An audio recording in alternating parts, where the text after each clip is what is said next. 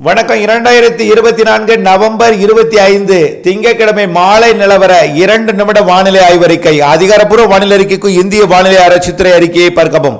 வங்கக்கடலில் நிலை கொண்டிருக்கக்கூடிய காற்றழுத்த தாழ்வு மண்டலம் தற்பொழுது சென்னைக்கு தெற்கு தென்கிழக்கே 1000 கிலோமீட்டர் தொலைவிலும், வேதாரண்யத்திற்கு தெற்கு தென்கிழக்கே 750 கிலோமீட்டர் தொலைவிலும், திரிகோணமலைக்கு தெற்கு தென்கிழக்கே 500 கிலோமீட்டர் தொலைவிலும் நிலை கொண்டிருக்கிறது.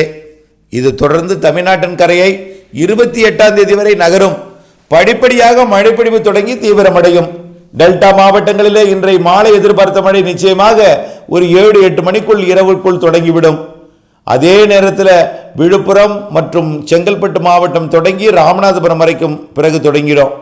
கண்டிப்பாக அதிகாலையில் கடலோர மாவட்டங்கள் முழுவதுமே மழை இருக்கும். டெல்டா மாவட்டங்களுக்கும் டெல்டாவின் உள்பகுதிகளுக்கும் நாளை பகலிலே சென்னை உள்ளிட்ட பகுதிகளுக்கு மழைப்பொழிவு தீவிரமடையும். அதே போல் டெல்டாவிலும் தீவிரமடையும். 26, 27 டெல்டா மாவட்டங்களுக்கு மிக கன அதீத கனமழை பொழிவு இருக்கிறது. சென்னைக்கும் 27ஆம் தேதி நல்ல மழைப்பொழிவு இருக்கிறது. பாதிப்பில்லாத மழையாக சென்னைக்கும், கூடுதல் மழைப்பொழிவாக நிறைய மழைப்பொழிவு டெல்டாவிற்கும் இந்த நிகழ்வு கொடுக்கும் என்பதனால் சற்று முன்னெச்சரிக்கை எடுத்தால் போதுமே தவிர காற்று அச்சம் வேண்டாம். புயல் அல்ல, தாழ்வு மண்டலம். கரையை கடந்தாலும் செயலிழந்துதான் கரை கடக்கும்.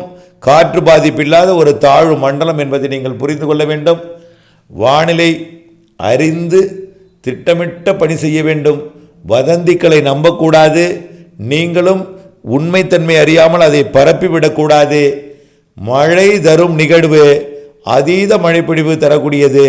வரக்கூடிய 2-3 நாட்களுக்கு தொடர்ச்சியான மழைப்பொழிவை கொடுக்கும். டிசம்பர் 2ஆம் தேதி வரை இந்த சுற்றின் மழைப்பொழிவு இருக்கிறது. பிறகு அரபிக்கடல் நோக்கி விலகி செல்லும். வானிலை அறிக்கையோடு இணைந்தே இருங்கள். விரிவான அறிக்கை பார்த்திருங்கள்.